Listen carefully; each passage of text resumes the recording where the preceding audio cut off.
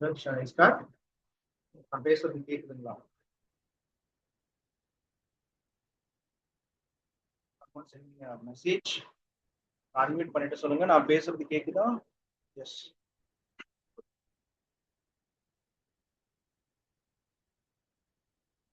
So, welcome to today's session. So, இன்னைக்கு உங்களுக்கு A1 demo, right? So, இன்னைக்கு இந்த கிளாஸ்ல உங்களுக்கு யூபிஎஸ்சினா என்ன, யூபிஎஸ்சி எப்படி டீல் பண்ணணும், எப்படி ப்ரிப்பேர் பண்ணணும், முக்கியமா இன்னைக்கு டே 1 டெமோல நம்மளுடைய யூபிஎஸ்சி பர்சனல் மென்டரிங் ப்ரோக்ராம் எப்படி இன்னும் ஒரு நெக்ஸ்ட் ஒரு 1 இயர் எப்படி போக போகுதுன்றத இன்னைக்கு நாம டிஸ்கஸ் பண்ண போறோம். So first of all, on behalf of Brotherment IAS Academy, I wish you all a very great, successful year ahead. And I wish you a very successful career. And உங்களுடைய ப்ரிப்பரேஷன்ல எந்த விதமான பிரச்சனையும் இல்லாம நீங்க நினைச்சதை இப்போ அச்சீவ் பண்ணிடுவீங்க. அதுக்கான சக்தியை ஆண்டவன் வந்து உங்களுக்கு எப்பயுமே கொடுக்கும், காட் ஆர் நேச்சர். ஸோ எல்லாம் வல்ல இறைவனின் ஆசையோடு, எல்லாம் வல்ல இயற்கையின் ஆசையோடு நான் என்னுடைய கிளாஸ் ஸ்டார்ட் பண்றேன். இன்னைக்கு நான் ஜென்ரலா தான் பேச போறேன். ஆக்சுவலா இன்னைக்கு நம்ம ரோப்பின் ப்ரோக்ராம்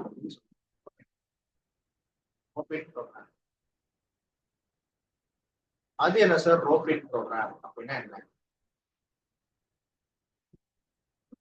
ரோப்பின் ப்ரோக்ராம்னா என்ன ஷேர் பண்றது. அதாவது நீங்க டிஃப்ரெண்ட் அட்மாஸ்பியர்ல இருந்து வந்திருக்கீங்க. லைக் இந்த ப்ரிப்பரேஷன் ஆல்ரெடி வந்திருக்கலாம், மேரேஜ் ஆயிருக்கலாம், குழந்தைங்க இருந்திருக்கலாம், நடுவுல ப்ரிப்பரேஷனை விட்டுருக்கலாம், ப்ரெஷரா இருக்கலாம், திருப்பி கிக் ஸ்டார்ட் பண்ணணும்னு நினைக்கலாம். நீங்கள் யாராயினும் சரி, எவராயினும் சரி,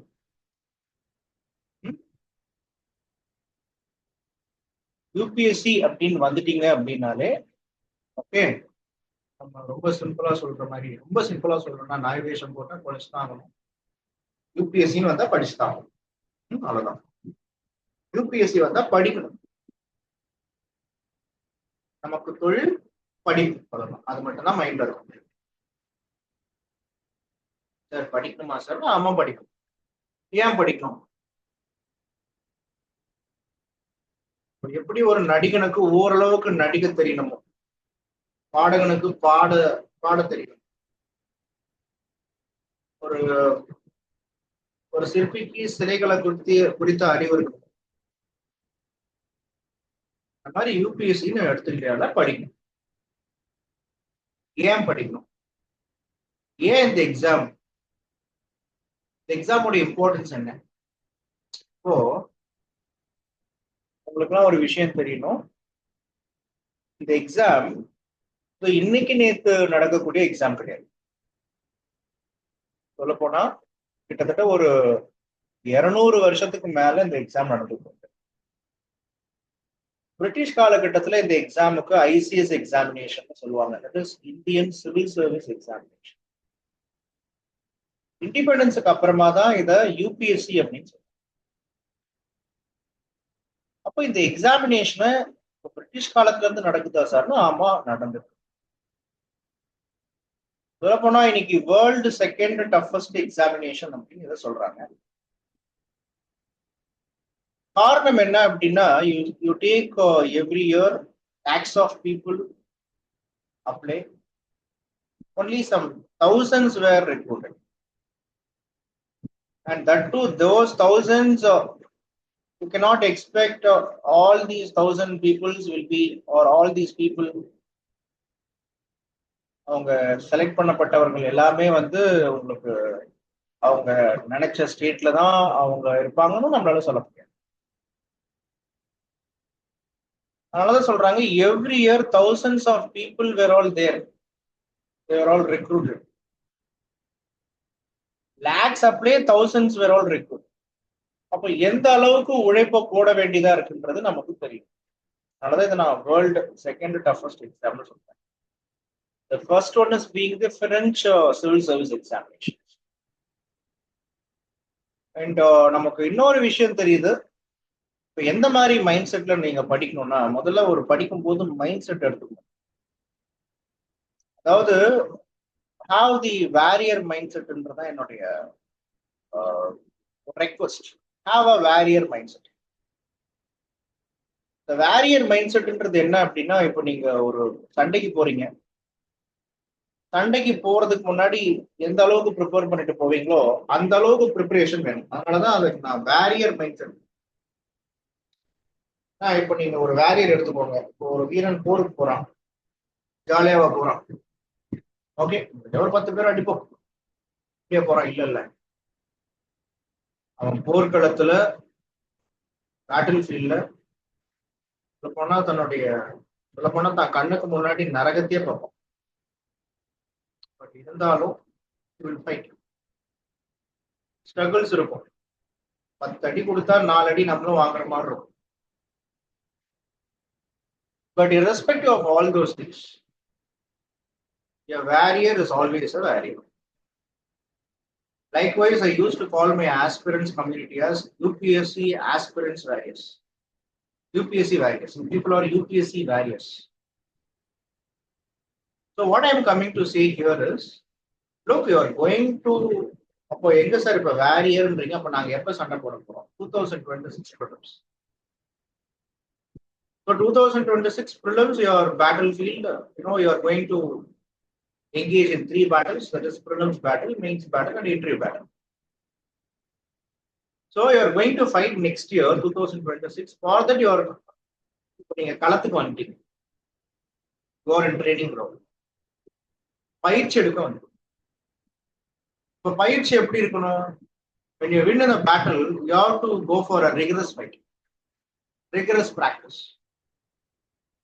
You have to do strategy. The gurus will support you. அதனால தான் பிரதர் மென்டருடைய லோகோவே என்ன அப்படின்னு பாத்தீங்கன்னா, we guide, you lead and follow. There's a famous statement: if you win, you lead; if you lose, you guide. So இப்ப நாளா எடுத்துக்கிட்டீங்க அப்படின்னா, I am the one who have 10 years of experience. Okay, நானும் உங்களை மாதிரி ஒரு ஆஸ்பிரண்டா இருந்தேன். அதுக்கப்புறம் எனக்கு ஏஜ் பார் ஆயிடுச்சு. I have written a mains exam, TNPSC, and I have qualified. இப்ப டீச்சிங் நம்மளால முடியல, பட் நம்ம பசங்களை உருவாக்கி விடுவோம். அட்டாச்சு எனக்கு ஏஜ் முடிஞ்சிச்சு, 35 முடிஞ்சிச்சு. அதனால I cannot write action. But I have 10 years of teaching experience. Trained many one. பசங்க நிறைய பேர் இன்டர்வியூ எழுதியிருக்காங்க, கிளியரா இருக்காங்க. சப்ஜெக்ட் நிறைய சப்போர்ட் பண்ணிருக்கோம். அப்போ அந்த சப்போர்ட் தான் உங்களுக்கும் நடக்கும். ஸோ இன்னைக்கு உங்களுக்கு எப்படி ஆக்சுவலா இந்த கோர்ஸ் ஸ்டார்ட் ஆகுது அப்படின்னா, இப்படிதான் ஸ்டார்ட் ஆகுது. முதல்ல யூபிஎஸ்சினா என்னன்றத முதல்ல. So UPSC is a Union Public Service Commission. This Union Public Service Commission was started after independence. Before, it was called the Indian Civil Service Examination. Our beloved Sardar Patel, the first Home Minister of India. So he was the one who felt that the civil servants are the steel frame of India, backbone of India. Look, if you take independence India, after 200 years of British rule, India was exploited. India came with pain. India emerged out of pain because British gave independence. When British gave independence, they didn't give independence only for India, but also for Pakistan. So India born with pain. Freedom was with pain. குழந்தை பிறந்தா எல்லாம் குழந்தைரும் எல்லாமே சிரிப்பாங்க. ஏன்னா குழந்தை பிறந்திருக்குன்னு சந்தோஷம். ஆனா India பிறக்கும் பொழுது அந்த குழந்தை இப்போ கை இல்லாம பிறந்தா எப்படி இருக்கும்? ரத்தத்தோட பிறந்தா, ரத்தம் மீன்ஸ் ஒரு உடம்புல ஒரு உறுப்பு இல்லாம பிறந்தா எப்படி இருக்கும்? அந்த மாதிரிதான் இந்தியா இண்டிபெண்டன்ட் ஆகும் பொழுது ஓகே பாகிஸ்தான் அப்படின்ற நாடோட பிறந்துச்சு. So the government, which take the leadership after 1947, especially Nehru and his cabinet, they took a lot of responsibilities in their shoulders. The தேச பாரத தான் ஷோல்டர்ஸ்ல சுமந்தாங்க அந்த தலைவர்கள், Nehru, Patel. Many leaders, doctor Ambedkar. அப்போ அவங்க எல்லாம் நினைச்சாங்க, இப்போ பொதுவாகவே இந்தியா உங்களுக்கு இப்படிதான் சொல்லணும், இப்படிதான் நடத்தப்பாங்க. நான் ஸ்ட்ரெயிட்டாவே சப்ஜெக்ட் உள்ள போயிடுவேன். மோட்டிவேஷன் கிளாஸ் அப்படின்றதெல்லாம் என்கிட்ட எதிர்பார்க்காதீங்க. நடத்தும் போது மோட்டிவேட் ஆகிடும், அவ்வளவுதான். நான் எப்பயுமே மோட்டிவேஷன்ன்றது செல்ஃப் மோட்டிவேஷனா இருக்கும். மோட்டிவேஷன் எப்படி இருக்கணும்? செல்ஃப் மோட்டிவேஷனா இருக்கும். அதனால நான் ஸ்ட்ரெயிட்டா எனக்கு I love to talk content. அதனால நான் ஸ்ட்ரெயிட்டா கண்டென்ட்டுக்குள்ள போயிருக்கேன். தமிழ்ல நல்லா பாருங்க. இப்போ இந்தியாவை எடுத்துக்கிட்டீங்கன்னா, இந்தியா ஒரு democratic country. Was a democratic country. Democracy. டெமோனா பீப்புள், கிரேசினா ரூல். அப்போ India is a democratic country. India was a democratic republic. India ஒரு ஜனநாயக நாடு. நீங்க ஸ்கூல் டேஸ்லயே படிச்சிருப்பீங்க, ஜனநாயகனா என்ன sir? For the people, by the people, of the people. இல்லையா? அதான் உங்களுக்கு டெமோக்ரஸி. அப்போ நம்ம இந்தியாவை என்னன்னு சொல்றோம் அப்படின்னா, ஜனநாயகம் அப்படின்றோம். ஜனநாயகம் பேரே பாருங்க, ஜனானா மக்கள்.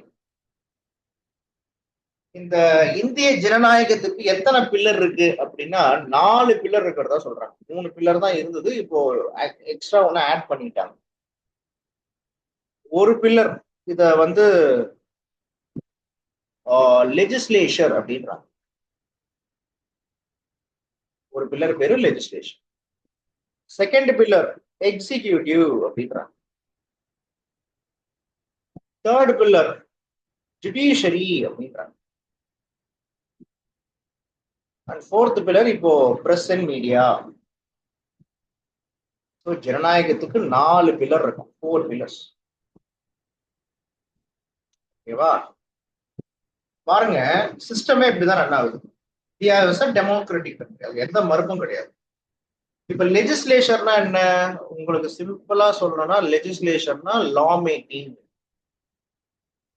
இந்தியா ஒரு ஜனநாயக நாடுன்றதால மக்கள் தங்களுடைய பிரதிநிதிகளை தேர்ந்தெடுக்கிறாங்க. அந்த பிரதிநிதிகள் இப்ப பாருங்க, இந்தியா ஒரு ஜனநாயக நாடு மட்டும் இல்லாம இந்தியா ஒரு ஃபெடரல் கண்ட்ரி அப்படின்னு சொல்றோம். இந்தியா ஒரு ஃபெடரல் கண்ட்ரி. ஃபெடரல் அப்படின்னாலே சென்ட்ரல் கவர்மெண்ட்டும் இருக்கும், ஸ்டேட் கவர்மெண்ட்டும் இருக்கும். அப்ப central government, state government, federal states, மத்தியில் கூட்டாட்சி, மாநில சுயாட்சி. அப்ப சென்ட்ரல் கவர்மெண்ட்டுக்கும் நாம என்ன பண்றோம்? பீப்புள் எலெக்ட் தேர் ரெப்ரசன்டேட்டிவ்ஸ், இவங்களதான் எம்பிஸ் சொல்றோம். ஸோ இந்த எம்பிஸ் நாம பார்லிமெண்ட்டுக்கு அனுப்பி வைக்கிறோம், இல்லையா? ஸோ இந்த எம்பிஸ் இந்தியன் பார்லிமெண்ட்டை 2ஆ பிரிக்கிறாங்க. ஒன்னு இந்தியன் பார்லிமெண்ட் 3ஆ பிரிக்கிறாங்க. ஒன்னு பிரசிடென்ட், இன்னொன்னு லோக்சபா, இன்னொன்னு Rajya Sabha. Yes or no? Indian parliament consist of president, Lok Sabha, Rajya Sabha. So இந்த லோக்சபா, ராஜ்யசபா, லோக்சபால எத்தனை பேரு? விச் மீன்ஸ் நான் தனி கதை. ஸோ லோக்சபா அப்படின்னு எடுத்துக்கிட்டீங்கன்னா, லோக்சபாவை ஓகே நம்ம லோக்சபா எம்பிஸ் சொல்றோம். லோக்சபாவில் இருக்கக்கூடிய எம்பிஸ் இவங்களை மக்கள் டைரக்டா ஓட்டு போட்டு சூஸ் பண்றாங்க. ராஜ்யசபால மக்கள் டைரக்டா ஓட்டு போட்டு எம்பிஸ் சூஸ் பண்ணல. அது ஏன் அப்படின்னு உங்களுடைய மேம், குவாலிட்டி மேம் சொல்லுவாங்க. மலர் மேம், அவங்க தான் வந்து பார்க்கும்பொழுது உங்களுக்கு குவாலிட்டி நடத்துவாங்க. ஸோ அவங்க உங்களுக்கு சொல்லுவாங்க. சரியா? பாயிண்ட் புரியுதா உங்களுக்கு? அப்போ இந்தியாவில் சென்ட்ரல் கவர்மெண்ட்ல okay president, central government consist of president, Lok Sabha, Rajya Sabha. லோக்சபாவுக்கு மக்கள் தங்களுடைய பிரதிநிதிகளை தேர்ந்தெடுக்கிறாங்க. அதே மாதிரி ஸ்டேட்ல எடுத்துக்கிட்டீங்கன்னா ஓகே ஸ்டேட் லெஜிஸ்லேச்சர் அப்படின்னு சொல்றோம். சட்டமன்றம். சட்டமன்றத்துக்கு நம்ம எம்எல்ஏவை தேர்ந்தெடுக்கிறோமா? So MLA member of legislative assembly, மாமன்ற உறுப்பினர். Yes or no? இதே வந்து சில ஸ்டேட்ல எல்லாம் வந்து பார்க்கும் பொழுது லெஜிஸ்லேட்டிவ் கவுன்சில் அப்படின்னு இருக்கு. லெஜிஸ்லேட்டிவ் கவுன்சில் உண்டு. Legislative assembly MLA. இது லெஜிஸ்லேட்டிவ் கவுன்சில்ல போனா எம்எல்சி அப்படின்னு. தமிழ்நாட்டுல இல்லை, தமிழ்நாட்டுல அந்த மாதிரி முறை இல்லை. பட் மற்ற ஸ்டேட்ஸ்ல எல்லாம் இருக்கு எம்எல்ஏ, எம்எல்சி. அப்ப பாருங்க, இதுதான் லா மேக்கிங். லா மேக்கிங் என்னன்னு புரியுதா உங்களுக்கு? மக்களால் தேர்ந்தெடுக்கப்பட்ட மக்கள் பிரதிநிதி ஓகே, மக்களுக்காக என்ன பண்றாரு, சட்டத்தை வந்து பார்க்கும்போது இயற்றுகிறார். இதுதான் என்னன்னா லா மேக்கிங். இது டெமோக்ரஸியோடைய ஒரு பில்லர். ஓகே, இவங்களுக்கு அதிகாரம், பவர் அப்படின்றது நிறைய இருக்கு. பவர் நிறைய இருக்கு. செகண்ட் யாருன்னா எக்ஸிகியூட்டிவ்ஸ். யார் இந்த எக்ஸிகியூட்டிவ்ஸ் நல்லா புரிஞ்சுக்கோங்க. ஸோ பிரைம் மினிஸ்டர் இருக்கார். பிரைம் மினிஸ்டருக்கு கீழே நிறைய கவுன்சில் ஆஃப் மினிஸ்டர்ஸ் இருப்பாங்க. இதுதான் கேபினெட் சொல்றோம். பிரைம் மினிஸ்டர் கீழே கேபினெட், கேபினெட்டுக்கு கீழே கவுன்சில் ஆஃப் மினிஸ்டர்ஸ் இருப்பாங்க. எஸ்ஆர் படிச்சிருப்பீங்கல்ல, அமைச்சரவை குழு, கவுன்சில் ஆஃப் மினிஸ்டர்ஸ். இந்த கவுன்சில் ஆஃப் மினிஸ்டர்ஸுக்கு கீழே யார் இருப்பாங்க, நிறைய டிபார்ட்மெண்ட்ஸ் இருக்கும். நிறைய டிபார்ட்மெண்ட்ஸ் இருக்கும். எஸ்ஆர் பாருங்க, prime minister, cabinet minister, council of ministers and அவங்களுக்கு கீழே நிறைய டிபார்ட்மெண்ட். இந்த டிபார்ட்மெண்ட்ஸ் உடைய ஹெட் தான் யாருன்னா council of ministers, cabinet minister. இப்ப கேபினெட் மினிஸ்டர்ஸ்னா உங்களுக்கே தெரியும். இப்போ நீங்க எடுத்துக்கோங்க ராணுவம், ஆர்மி. இப்போ ஆர்மி அப்படின்னு எடுத்துக்கிட்டீங்கன்னா ராஜ்நாத் சிங்கை சொல்லலாம். ஹோம்னு எடுத்துக்கிட்டீங்கன்னா நம்ம அமித்ஷா ஜியை சொல்லலாம். எஸ்ஆர் ஹோம்னா அமித்ஷா சொல்லலாம். ஆர்மிய ராஜ்நாத் சிங், ராஜ்நாத் சிங்க சொல்லலாம். ராஜ்நாத் சிங். இப்ப இவங்களால் மக்களால் டைரக்டா தேர்ந்தெடுக்கப்பட்ட மக்கள் பிரதிநிதிகள், எம்பிஸ். அதனாலதான் அவங்க நம்ம லெஜிஸ்லேஷர்னு சொல்றோம். இந்த எம்பிஸ் இருந்தாலும் அவங்க டிபார்ட்மெண்டோடைய ஹெட் தான். ஓகே, டிபார்ட்மெண்டோடைய ஹெட் தான். அவங்க தான் பாலிசி மேக்கர்ஸ். ஓகே, ஆனா பாலிசி கிரியேட்டர்ஸா யார் இருக்க போறா, அவங்களுக்கு சப்போர்ட் பண்ணக்கூடிய ரோல். சொல்ல போனா இப்போ இந்தியாவுல நீங்க எடுத்துக்கிட்டீங்கன்னா எம்எல்ஏஸ், எம்பிஸ் இருக்காங்களா? இந்த எம்எல்ஏஸ் அண்ட் எம்பிஸுக்கு கீழே which means எக்ஸிகியூட்டிவ்ஸ் இருப்பாங்க. எக்ஸிகியூட்டிவ்னா யாருன்னா ஒவ்வொரு டிபார்ட்மெண்ட்டுக்கும் ஒரு செக்ரட்டரி இருப்பாரு. இதான் நான் சொல்ல வரேன். இந்த செக்ரட்டரி ஒரு ஐஏஎஸ் ஆபீசரா இருப்பாரு, இல்லைன்னா வேற எதுனா சப்ஜெக்ட் நாலேஜ் இருக்கிறவரா இருப்பாரு. ஒரு துறையுடைய செயலாளர் ஒரு ஐஏஎஸ் ஆபீசராவோ இல்லைன்னா வேற சப்ஜெக்ட் நாலேஜ் தெரிஞ்சவரோ அந்த துறையுடைய செயலாளராக இருப்பார். ஏன்னா இந்த இந்த ஒரு எம்எல்ஏ எம்பிஸ் இருக்கிறாங்கன்னா இவங்களுக்கு ஃபீல்டுல என்ன நடக்கும்ன்றது தெரியாது. ஆனா ஃபீல்டுல என்ன நடக்கும்னு தெரிஞ்சுக்கிட்டு அரசுடைய திட்டத்தை மக்கள் கிட்ட, பீப்புள் கிட்ட எடுத்துட்டு வரக்கூடிய மிகப்பெரிய ரோல் யாருகிட்ட இருக்குன்னா எக்ஸிகியூட்டிவ்ஸ் தான் இருக்கு. எக்ஸிகியூட்டிவ்ஸ் தான் டைரக்டா பீப்புளை பார்ப்பாங்க. பீப்புள் கூட அதிகமான கனெக்டிவிட்டி. பீப்புள் எடுத்த உடனே எம்எல்ஏ எம்பியை பார்க்க முடியாது. ஆனா அதே மக்கள் செக்ரட்டரிய பார்க்கலாம், அதே மக்கள் ஆபீசர்ஸ பார்க்கலாம். அப்போ மக்களுடைய அரசுடைய திட்டங்களை மக்களுக்கு எடுத்துட்டு போற வேலை யாருடைய வேலைன்னா எக்ஸிகியூட்டிவ்ஸ் உடைய வேலை. ஒவ்வொரு டிபார்ட்மெண்ட்டும் ஒரு டிபார்ட்மெண்டல் ஹெட் கண்ட்ரோல்ல இருக்கும். அந்த டிபார்ட்மெண்டல் ஹெட் ஒரு ஐஏஎஸ் ஆபீசரோ ஐபிஎஸ் ஆபீசரோ ஐஆர்எஸ் ஆபீசரா இருப்பாரு. சோ இந்த எக்ஸிகியூட்டிவ்ஸ் தான் கவுன்சில் ஆஃப் மினிஸ்டர்ஸுக்கு பாலிசி மேக்கிங்ல உதவி செய்ய போறாங்க. அது வேற யாரும் கிடையாது. அந்த எக்ஸிகியூட்டிவ் ஆகிறதுக்கு தான் இப்ப நீங்க படிச்சுட்டு இருக்கீங்க, படிக்க ஸ்டார்ட் பண்ணிருக்கீங்க. எக்ஸிகியூட்டிவ், நீங்க ஒரு அதிகாரி மனசுல வச்சுக்கோங்க. பட் நீங்க யாருக்காக சேவை செய்ய போறீங்கன்னா மக்களுக்காக சேவை செய்ய போறீங்க. going to work for the people of India. இங்கதான் நிறைய பேரு நான் ஐஏஎஸ் படிக்க போறேன், ஐபிஎஸ் படிக்க போறேன்னா என்ன சொல்லுவாங்க, ஏய் நீ எல்லாம் என்னதான் இருந்தாலும் எம்எல்ஏ எம்பிக்கு சலாம் தானப்பா போட போற, அவங்களுடைய அடிமை தானே சொல்லுவோம். அப்படிதான் கிடையாது. யாரும் யாருக்கு அடிமையும் கிடையாது. எம்எல்ஏவும் மக்களுக்கு சேவை செய்ய தான் வந்திருக்காரு, ஐஏஎஸ் ஆபீசரும் மக்களுக்கு சேவை செய்ய தான் வந்திருக்காரு. எம்எல்ஏ அண்ட் எம்பிஸ் எலெக்ஷன் மூலயமா தேர்ந்தெடுக்கிறாங்க. எலெக்ஷன் மூலயமா மக்களே டைரக்டா தேர்ந்தெடுக்கிறாங்க. அதனால அவர்களுக்கு கொஞ்சம் அதிகாரம் கொடுக்கப்பட்டிருக்கு. ஏன்னா மக்களுக்கு கொடுக்கக்கூடிய அதிகாரம். You know who is powerful in India? It's the people who really powerful in India.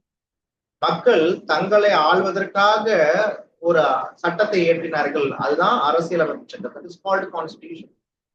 It was the constitution that the constitution derives power from the people.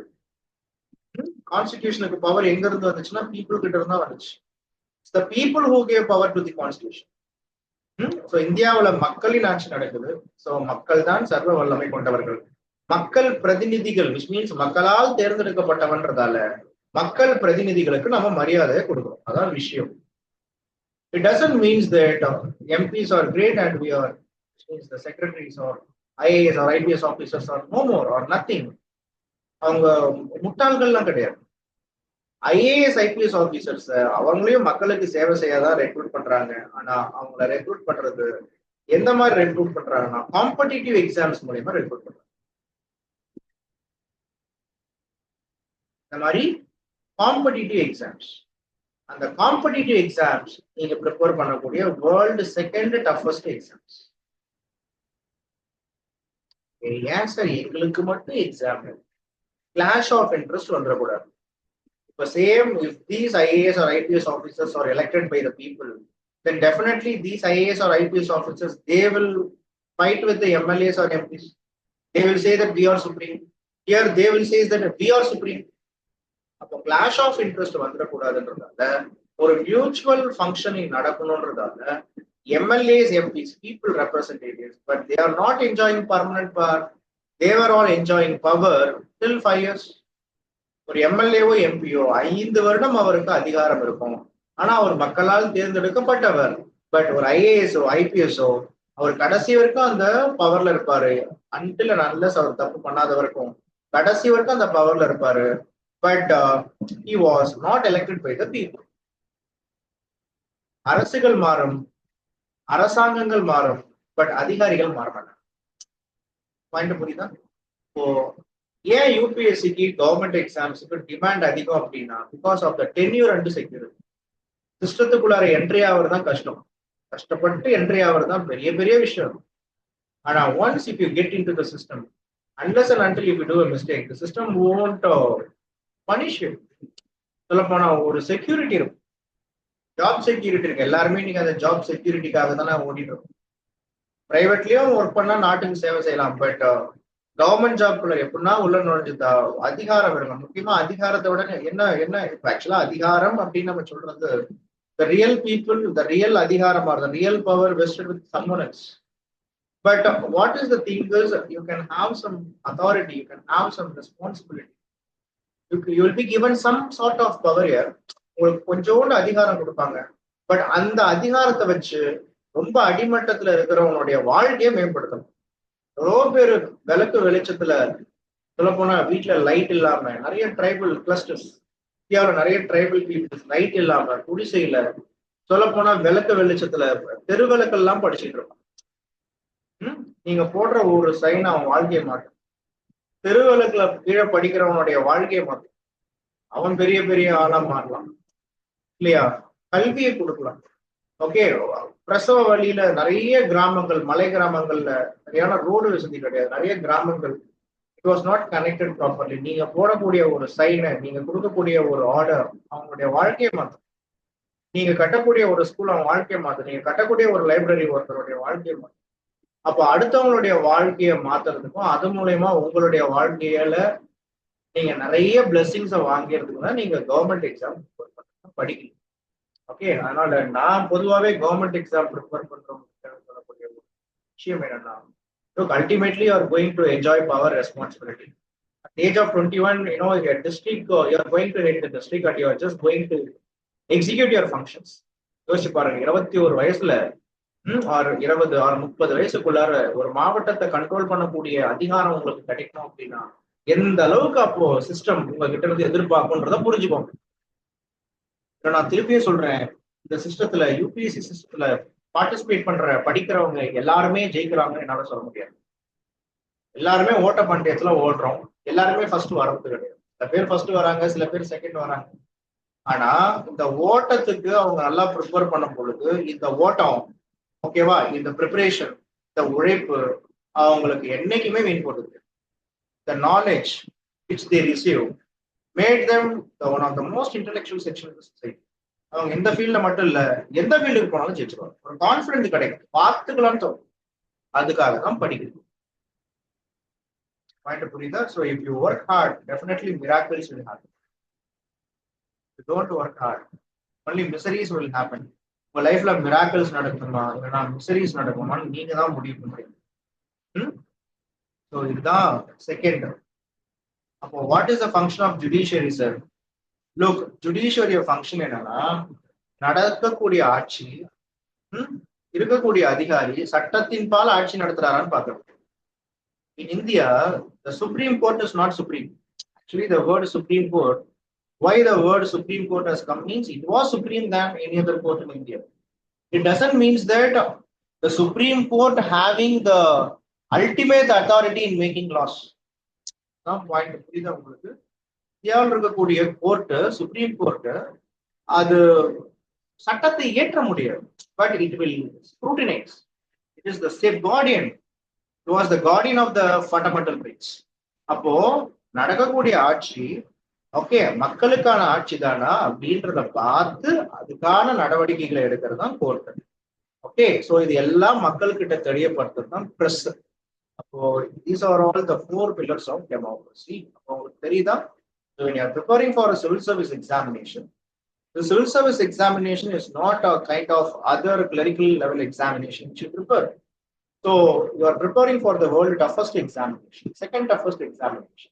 Okay, your competitors are huge in numbers. But what you need to follow? You need to follow some strategy. You need to have some guidance. So adha naamo inga brother mentorla kudukurom. So வாழ்க்கையில ரெண்டு விஷயத்த சொல்லுவாங்க. முயற்சி பண்ணு, பயிற்சி பண்ணு, வாழ்க்கையில உயர்ச்சி வரும் அப்படின்னா ரொம்ப சிம்பிளான விஷயம். வாழ்க்கையில முயற்சி. இந்தியாவில் இந்திய இளைஞர்கள் நிறைய முயற்சி பண்ணுவாங்க. பட் நிறைய பேர் பயிற்சி பண்ண மாட்டாங்க. இந்த பயிற்சின்றது ரொம்ப முக்கியம். இந்த முயற்சியும் பயிற்சியும் சேர்ந்தாதான் வாழ்க்கையில உயர்ச்சி. அப்போ முயற்சி பண்ணிட்டீங்க, பயிற்சி பண்ற இடம் தான் பிரதர் மென்டர் ஐஏஎஸ். நெக்ஸ்ட் இந்த ஒரு ஒரு 1.5 years எப்படி இருக்க போகுது அதை மட்டும் நான் சொல்லிடுறேன். ஆக்சுவலா ஃபர்ஸ்ட் கோர்ஸ் எப்படி போகுன்றத சொல்லிடுறேன். முதல்ல அதாவது ஃபர்ஸ்ட் ஸ்டார்ட் பேசிக் கிளாஸஸ்.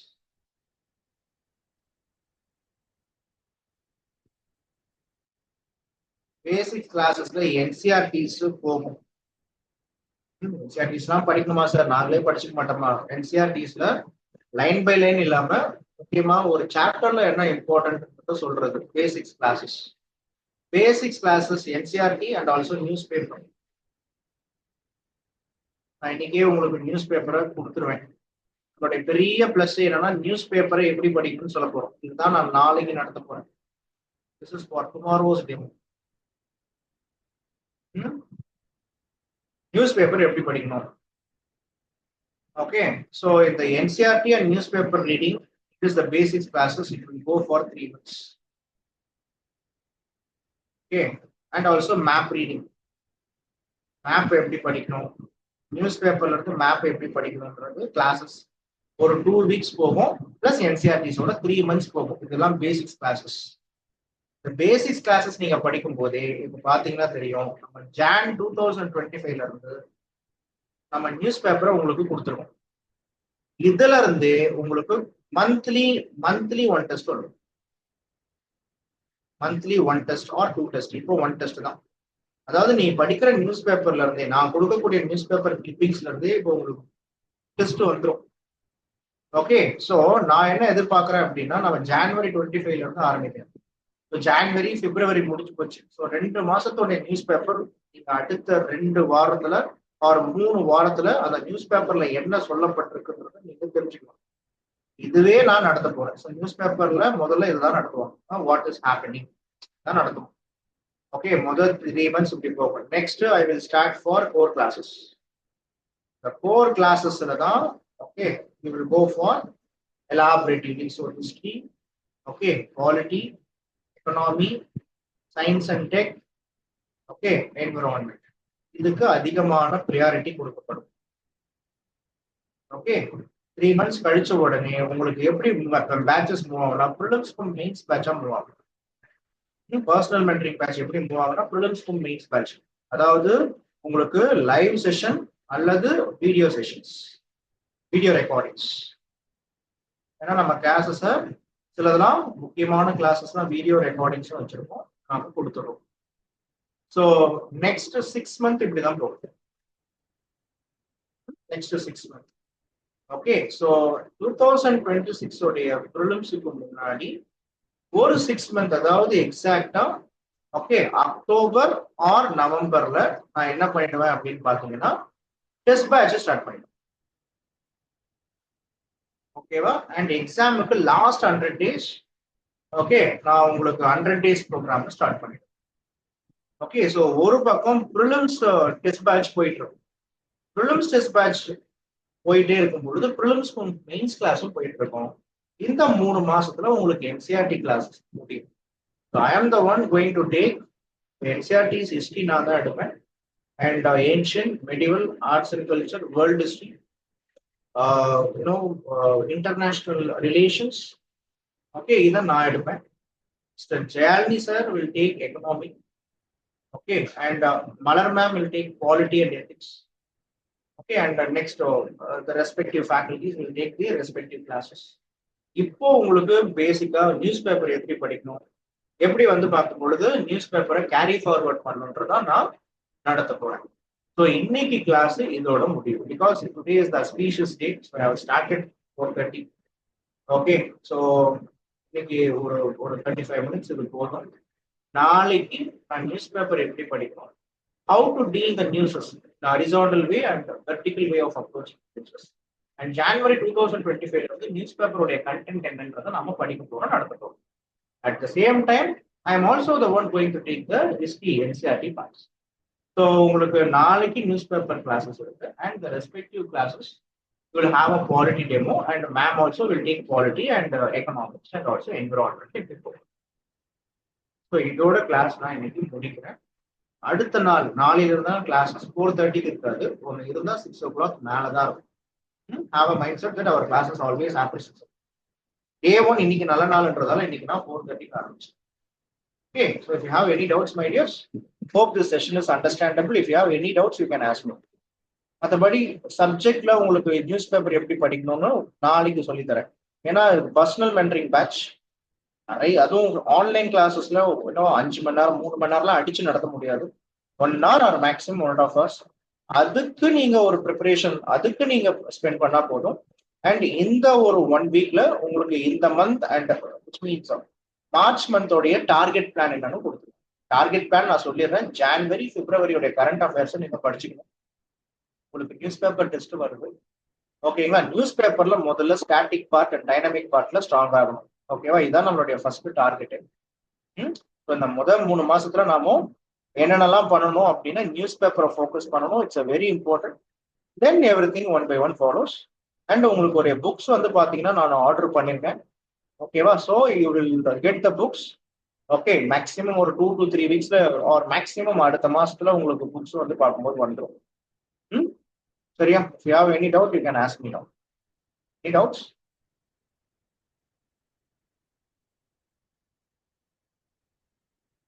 ஓகே, டவுட் வந்து இப்ப இருக்காது, ஏன்னா நாளைக்கு தான் நான் கிளாஸஸ் போறேன்.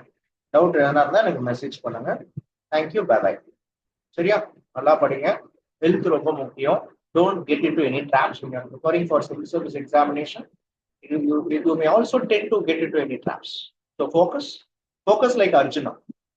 Okay, you should focus only on the bird's eye, means it is bird's eye. சரியா? Bye. Take care, my dears. Thank you.